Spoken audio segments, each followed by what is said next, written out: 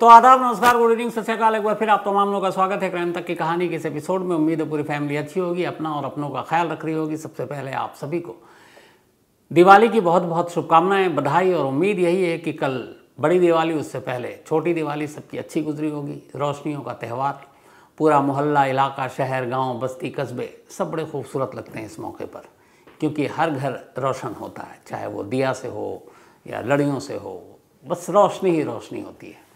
तो एक तो रोशनी का त्यौहार, ऊपर से आज की कहानी 1500 एपिसोड आज पूरे होने जा रहे हैं। ये जो आप सुन रहे हैं, आप ये 1500 कहानियाँ या कहानी आप सुनने जा रहे हैं।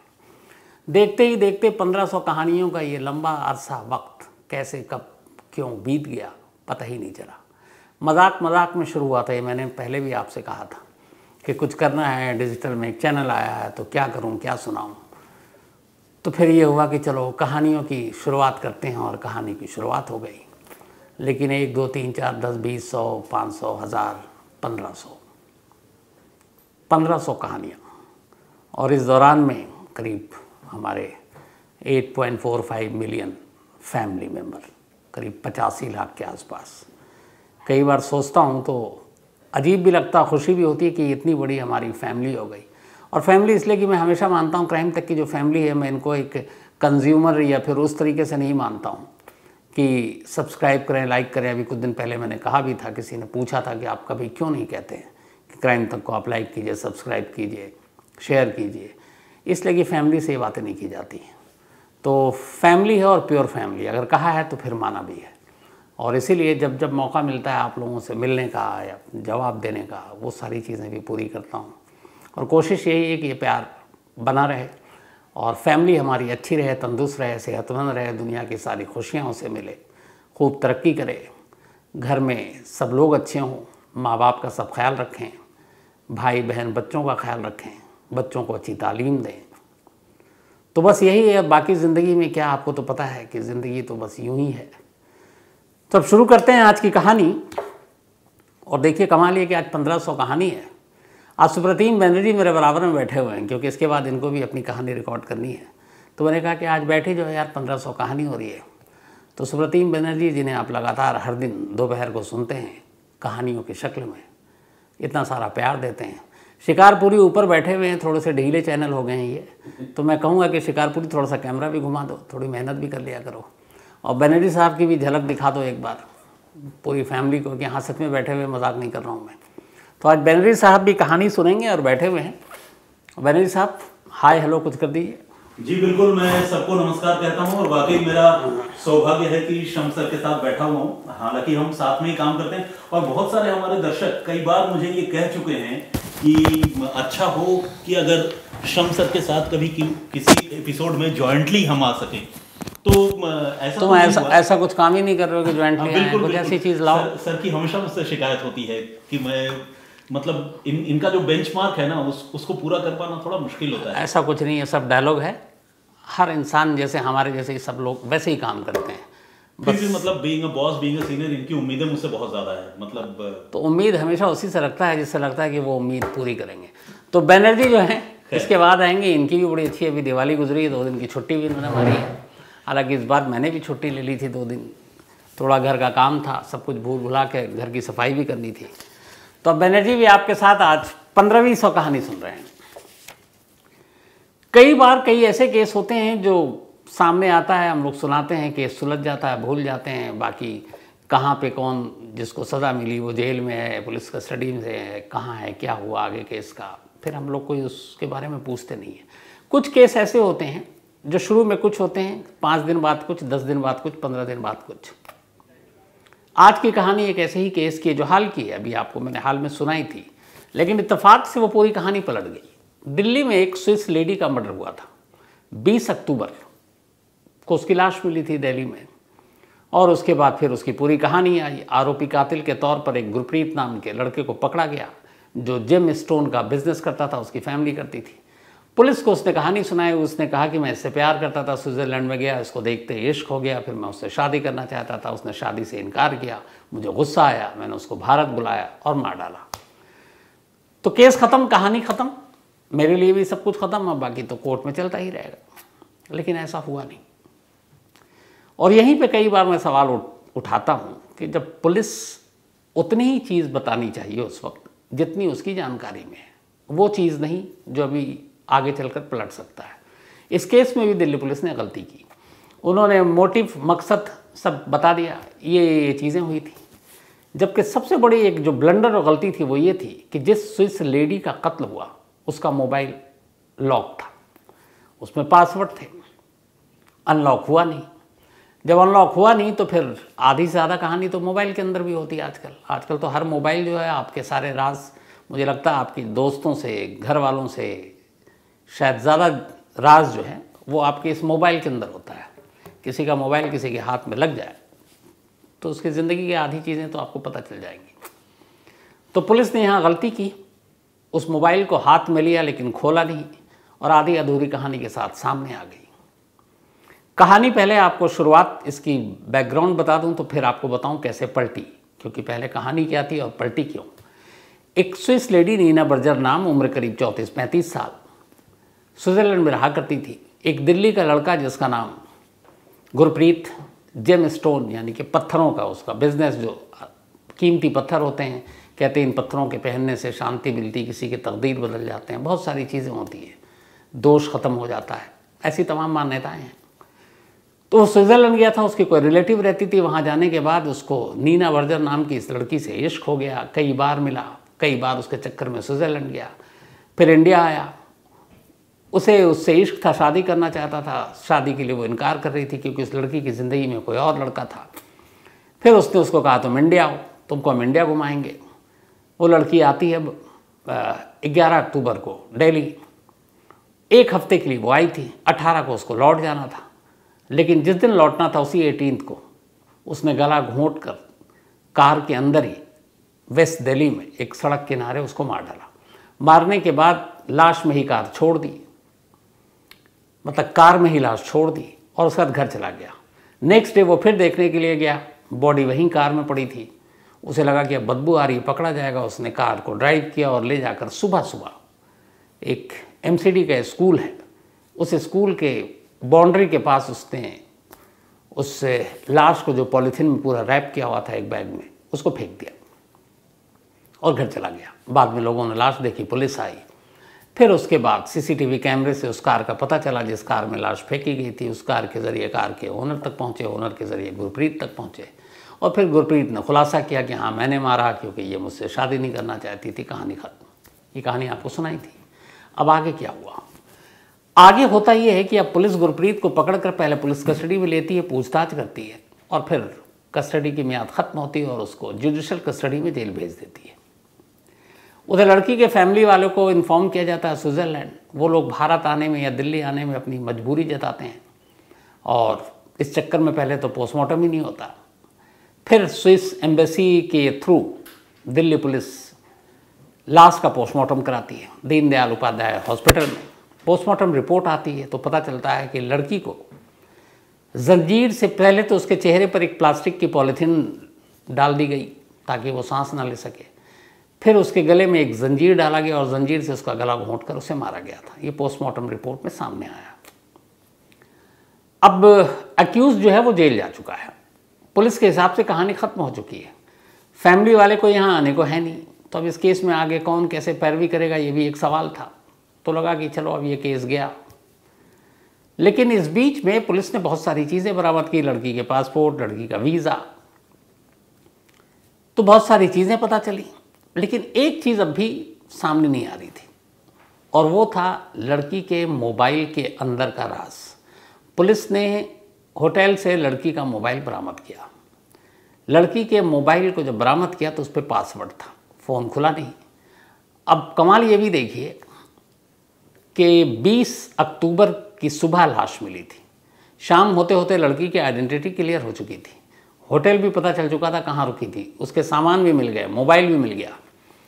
लेकिन अगले 8-9 दिनों तक पुलिस उस स्विस लेडी के मोबाइल को जो लॉक था अनलॉक नहीं कर पाई। आज के इस टेक्नोलॉजी के दौर में साइबर और ये सारी चीज़ें, पूरा सिस्टम लोग बैठे बैठे हैक कर लेते हैं। एक मोबाइल अनलॉक नहीं हो रहा था। जबकि हम जो आम लोग हैं हम जानते हैं कि ऐसे बहुत सारे फ़ोन हैं, चोर बाज़ार मार्केट में चले जाइए, कहाँ कहाँ बैठे हुए हैं और यूँ चुटकियों में अनलॉक कर देते हैं। लेकिन दिल्ली पुलिस को अनलॉक करने में 1 हफ्ते से ज़्यादा लगा। खैर 1 हफ्ते के बाद अक्टूबर के आखिरी दिनों में फ़ोन अनलॉक हुआ। जब अनलॉक हुआ तो उसमें बहुत सारी चीज़ें मिली, लेकिन कुल मिलाकर उसमें बहुत सारे व्हाट्सएप मैसेजेस थे। करीब 2500 व्हाट्सएप मैसेज सिर्फ नीना बर्जर और गुरप्रीत के बीच में आपस में हुए थे। और इन 2500 मैसेजेस को जब पढ़ा गया तो पुलिस की अपनी ही कहानी, अपनी ही थ्योरी पूरी तरह से पलट गई। और जब पलटी तो ऐसी पलटी कि इस कहानी में एक और किरदार की एंट्री होती है। अब तक गुरप्रीत को ही नीना बर्जर के कातिल के तौर पर देखा जा रहा था, लेकिन पता चला कि शायद वो अकेला नहीं है। इस पूरी साजिश में कहीं ना कहीं उसका बाप भी शामिल है। याद कीजिए, मैंने आपको उस कहानी में बताया था कि जब गुरप्रीत के घर पे पुलिस ने रेड मारा तो करीब 2 से ढाई करोड़ रुपए कैश मिले थे, जो फिर इनकम टैक्स या ईडी इन सबको खबर भी दे दी गई थी कि इतना कैश कहाँ से आया। एक जेम स्टोन का बिजनेस है उनका, तो फिर भी इतने पैसे कहाँ से। तो खैर अब इसमें नई एंट्री होती है गुरप्रीत के बाप की। अब गुरप्रीत के बाप का नीना बर्जर के मर्डर केस से क्या लेना देना। पुलिस ने सारे मैसेजेस को डिटेल में पढ़ना शुरू किया। जब डिटेल में पढ़ना शुरू किया तो फिर अब इस सवाल का जवाब 2 ही लोग दे सकते थे, एक गुरप्रीत या फिर उसका बाप, क्योंकि नीना बर्जर तो अब इस दुनिया में रही नहीं। गुरप्रीत जेल में था, बाप फरार। पुलिस ने फिर परमिशन ली और गुरप्रीत से जेल में पूछताछ की। जब पूछताछ की तो इन मैसेजेस को जब दिखाया तो फिर गुरप्रीत ने आगे की कहानी सुनाई, जो अब तक वो पुलिस को उलझा रहा था। तो जो पूरी मैसेज और पूरी कहानी है, अब उसके बाद जो कहानी सामने आई है, जो नई कहानी पलटने के बाद, अब वो कहानी आपको सुनाता हूँ। कहानी है कि गुरप्रीत के रिश्तेदार स्विट्जरलैंड में रहा करती थी। गुरप्रीत कई बार स्विट्जरलैंड गया। गुरप्रीत के पिता भी कई बार स्विट्जरलैंड गए। उस वक्त ये मिसिंग थी, तो गुरप्रीत का बाप जो है वो भी स्विट्जरलैंड गया। वहाँ इत्तेफाक से जहाँ इन लोगों के रिलेटिव थे उसके पास में ही नीना बर्जर का भी रहती थी। परिवार से दोस्ती हो गई। दोस्ती इस तरीके से हुई कि ये एक तो ये जेम स्टोन और ये बिज़नेस, तो ये होता है कि आप ये पढ़ें, ये पहनें तो बहुत सारी परेशानी दूर होती है। और इंसान सबसे ज़्यादा उन चीज़ों से ही डरता है जब उसे कोई डर दिखाया जाए और कहा जाएगा अगर ऐसा करोगे तो तुम ठीक हो जाओगे, परेशानी दूर हो जाएगी, शांति मिलेगी। इसीलिए शायद बाबाओं के दुकान भी ज़्यादा चलते हैं।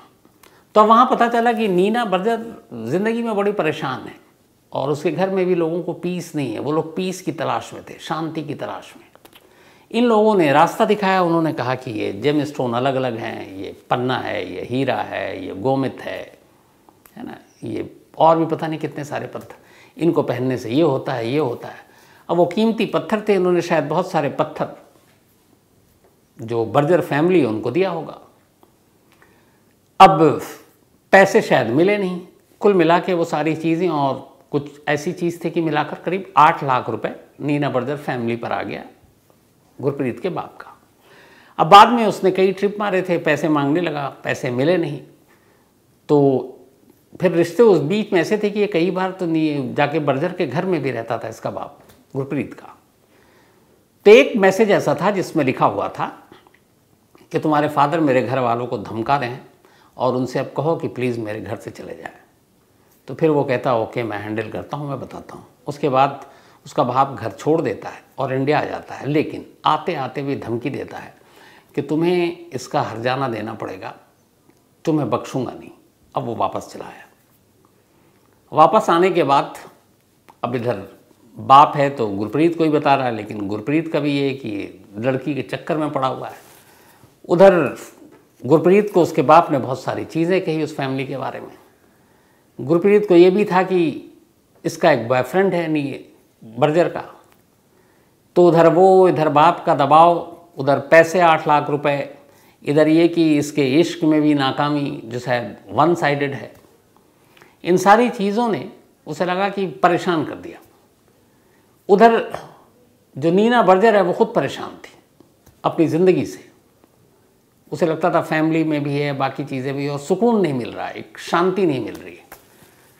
लेकिन इन सारी चीज़ों के होने के बावजूद, इन तमाम कड़वाहट के बावजूद, जो गुरप्रीत था उसने कभी जाहिर नहीं किया नीना बर्जर से कि वो उससे दुश्मनी रखता है या उसके फादर ने उसको इस तरीके से भड़काया है, उन लोगों के ख़िलाफ़ भड़काया है, कान भरे हैं। वो कभी नहीं, वो हमेशा नॉर्मल बात करता, नॉर्मल मैसेजेस करता, फ़ोन पे भी बात करता। तो नीना को ये लगा कि ये मेरा एक दोस्त है जो मैं परेशान बेचैन हूँ और ये मुझे सुकून और शांति दिलाने के लिए तरह तरह के उपाय बताता है, तो कहीं ना कहीं से पॉजिटिव चीज़ें आती हैं इसके थ्रू। तो नीना उस पर बिलीव करने लगी, भरोसा करती थी। लेकिन इधर गुरप्रीत के मन में कुछ और चल रहा है, बाप की बेइज्जती भी और पैसे वाली बात भी, उधर ये भी कि नीना अपने बॉयफ्रेंड के चक्कर में इसके प्यार को ठुकरा चुकी है। ये सारी चीज़ों ने उसके अंदर एक बदले की भावना पैदा कर दी और इसी के बाद अब वो साजिश बुनना शुरू करता है। उधर अक्टूबर का महीना आता, बल्कि सितंबर से ही नीना कहती कि मैं बहुत परेशान हूँ, मुझे सुकून नहीं मिल रहा। तो ये कहानियाँ सुनाता था उसे कि देखो हमारे इंडिया में ना बहुत, यहाँ पे हमारे देवी देवता हैं, बहुत सारे ऐसे हवन होते हैं, पूजा पाठ होती है, बहुत सारी ऐसे चीज़ें हैं जिससे मनुष्य को शांति मिलती है। जैसे पत्थर हैं हमारे, उनको पहनने से भी ये सारी शांति मिलती है। तो उसने कई स्टोन तो दे ही रखे थे। तो उसने कहा तुम्हारे लिए ख़ास वहाँ हवन पूजा पाठ ये कराएंगे, देखना तुम्हारी ज़िंदगी बदल जाएगी, तुम्हारी ज़िंदगी में सिर्फ सुकून ही सुकून होगा और तुम हमेशा खुश रहोगी। उनकी इस लगातार बातों से कहीं ना कहीं नीना प्रभावित हुई। एक तो परेशान थी, जब आदमी परेशान होता है, लाचार होता है, तो कोई भी रास्ता दिखाता है उसकी तरफ दौड़ पड़ता है। नीना की हालत कुछ ऐसी ही थी। नीना उसकी बातों में आ गई। उसने कहा ठीक है चलो ये भी आजमा कर देखते हैं। उसने कहा तुम्हें इंडिया आना पड़ेगा। उसने कहा ठीक, मैं छुट्टी के दौरान इंडिया आती हूँ। फिर नीना ने 11 अक्टूबर की अपनी टिकट बुक कराई स्विट्ज़रलैंड से न्यू दिल्ली की। उससे पहले उसने कहा अच्छा इधर बाप से रिश्ता ख़राब है, तो अब गुरप्रीत उसको अपने घर पे भी नहीं रख सकता है। लेकिन अपने घर जहाँ वेस्ट दिल्ली में रहता था, वहीं घर से थोड़ी ही दूर पर उसने एक होटल उसके लिए बुक कराया। उसको बताया सारी डिटेल, पैसे भी नीना को ही देने थे। तो सारी बुकिंग हो गई, उसने होटल वोटल करा दिया। 11 अक्टूबर को नीना दिल्ली उतरती है, सीधे होटल में चेक इन करती है और इसके बाद अगले कुछ दिनों तक अब वो उसको पूजा पाठ और ये सारी चीज़ें करानी है। लेकिन जैसे ही 11 अक्टूबर को नीना दिल्ली में लैंड करती है, इधर गुरप्रीत की साजिश का आगाज़ हो जाता है। अब उसे पता था कि उसे नीना को मारने के लिए सिर्फ उसके पास 7 दिन है। वजह ये थी कि जब नीना दिल्ली आई 11 अक्टूबर को, तो उसने रिटर्न टिकट ले रखा था 18 अक्टूबर का।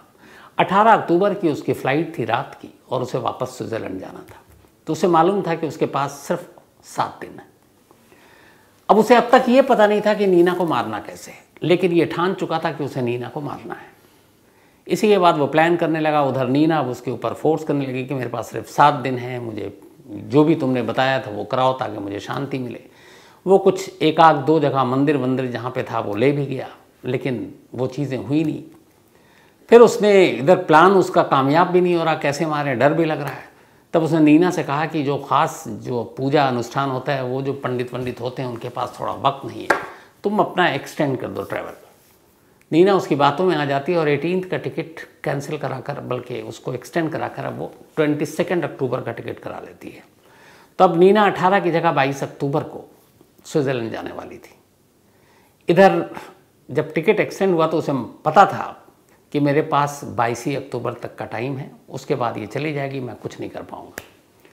नसीब देखिए कि जिस 18 अक्टूबर को नीना की वापसी की टिकट थी, गुरप्रीत ने नीना को मारने की तारीख वही 18 अक्टूबर चुनी। उसने बताया कि कई पंडितों ने ये सारी चीज़ें इन्हें बताया है, कुछ ऐसी ऐसी चीज़ें करनी है। जंजीर चेन खरीद कर ला ही चुका था, 1-2 बार उसके हाथ पैर बांध चुका था और उसने फिर उसको कहा था तुम ध्यान में चली जाओ, आंखें बंद कर लो, तुम्हारे साथ क्या हो रहा है इससे बेखबर हो जाओ। वो सारी चीज़ें उसने होटल रूम में उसके साथ किया और फिर जंजीरें खोल दी।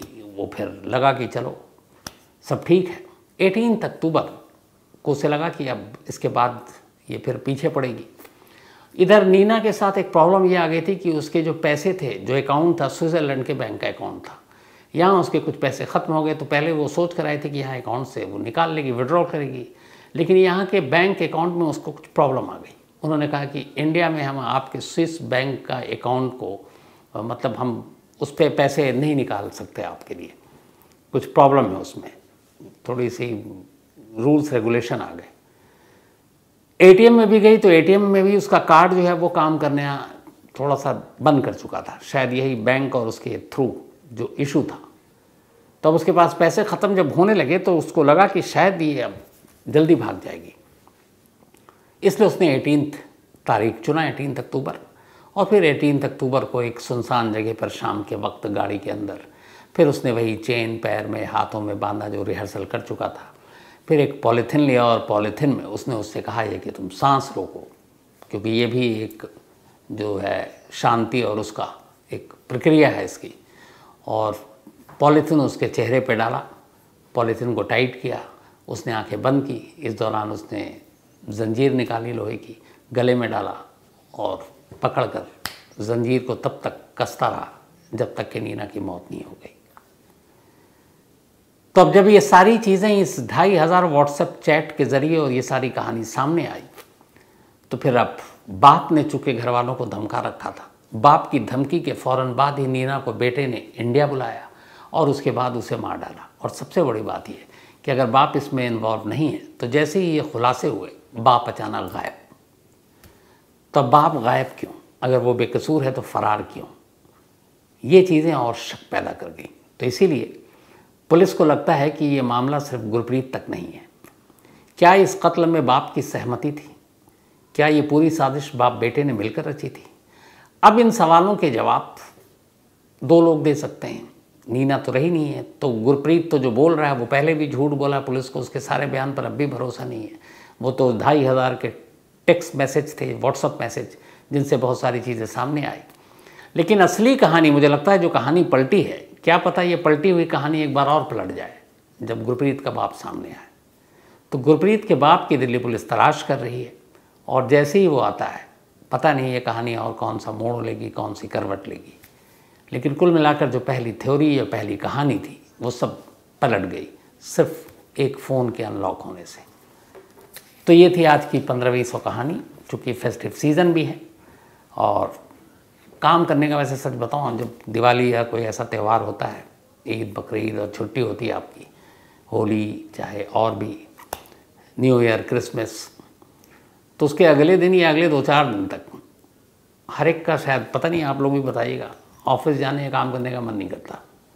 तो अभी ये दिवाली बेशक कल थी, लेकिन आप बाहर निकलिए, ऑफिस में आइए, घर के आसपास जाइए, सारा माहौल वैसे ही है, रोशनी है, जगमग है। फिर लगता है यार ऐसे में क्या काम करना। तो मुझे लगता है हमारी क्राइम तक फैमिली मेम्बर भी बहुत सारी अभी इधर उधर होगी, बिज़ी होगी, थकी होगी, कहीं घूमने गई होगी, लोगों से मिल मिला रही होगी, एक दूसरे के घर दावतें चल रही होंगी। तो ठीक है, एंजॉय कीजिए और मौका मिले तो कहानी भी सुन लीजिएगा। तो कहानी में आज इतना ही, लेकिन कहानी ख़त्म करूँ उससे पहले वही सिलसिला। आज आस्था, इनका बर्थडे है, तो हैप्पी बर्थडे आस्था। और ये भेजा है गुलशन ने। इसके अलावा आरुष, इनका भी जन्मदिन है, तो हैप्पी बर्थडे आरुष। और ये भेजा है राहुल भारद्वाज ने। साथ ही सुभान अली का भी आज जन्मदिन है, तो हैप्पी बर्थडे सुभान, भेजा है कादिर अली ने। ऐश्वर्या का भी बर्थडे है, तो हैप्पी बर्थडे ऐश्वर्या जी। और ये दीपक जी की वाइफ हैं। साथ ही आज गुरांग पूजा, इनका भी बर्थडे है, तो हैप्पी बर्थडे पूजा। और ये अन्नू एंड गुरांग जी की बिटियां हैं। राहुल पटेल का भी बर्थडे है। बहुत सारे लोगों ने इनके लिए मैसेज भेजे हैं, इतने नाम थे कि मैंने कहा एक कर लूँगा तो बाकी नाराज़ हो जाएंगे, इसलिए राहुल पटेल आज आपका बर्थडे है, सिर्फ आपका नाम, तो हैप्पी बर्थडे, एंजॉय। जोया नाज का भी जन्मदिन है, तो हैप्पी बर्थडे जोया। और ये मोहम्मद इसरार अहमद ने भेजा है, जो ITBP में है। साथ ही जगाताप का भी जन्मदिन है, तो हैप्पी बर्थडे जगाताप। और ये भेजा है रमेश चौहान ने। तो आज की इस 1500 कहानी में से एक कहानी जो थी 1500 कहानी, उसमें इतना ही। आप लोगों का प्यार यूँ ही बना रहे, आप लोग हमेशा अच्छे रहें, कहानियाँ सुनते रहें, मैं सुनाता रहूं, और बस ये सिलसिला प्यार का यूँ ही चलता रहे, इन्हीं दुआओं के साथ। अब मुलाकात होगी कल रात 9 बजे किसी नई कहानी के साथ। तब तक अपना और अपनों का ख्याल रखिएगा।